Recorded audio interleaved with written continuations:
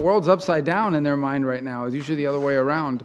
And it's a great honor to work for a president who literally spends half his day, maybe more, trying to stop wars, end wars, prevent wars. This is the European Union. This is the coalition of the willing. And we are strongly determined to keep helping Ukraine so that this terrible war comes to an end. Secretary of State Marco Rubio praised President Donald Trump's commitment to global peace during a recent meeting, contrasting it with what he described as Europe's aggressive stance in ongoing conflicts. Rubio recounted a conversation with a cardinal the day before a papal mass, where the cardinal expressed surprise at the United States' push for peace under Trump's leadership, noting that some European nations appear more focused on escalating conflicts. You know, it's very unusual for us. It's, you know, we have an American president that wants peace, and it's some of the Europeans that are constantly talking about doing war stuff.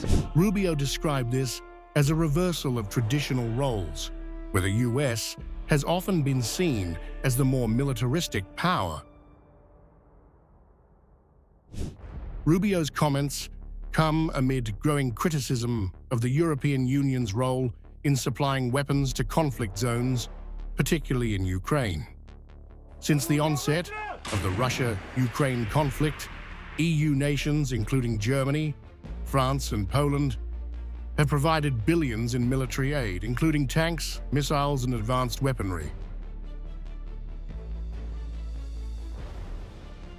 One thing is certain. The proposal jointly shaped by the United States, Europe, Canada, Ukraine to cease fire, to suspend fighting, is a very serious proposal. If Russia rejects this proposal, then no one will have any doubts. No one will have the right to have the slightest doubts as to who is in favor of peace and who is in favor of war.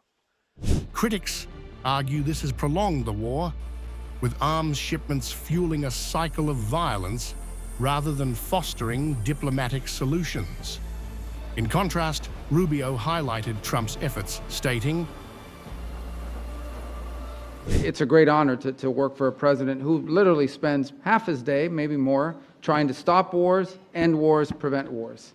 Data from the Stockholm International Peace Research Institute shows that European arms exports to Ukraine surged by 200% between 2022 and 2024, with no clear end to the conflict in sight. Rubio concluded by calling Trump's focus on de-escalation extraordinary and thanked him for his leadership. The comments have sparked mixed reactions, with some praising Trump's diplomacy-first approach and others accusing Rubio of oversimplifying Europe's complex role in global security.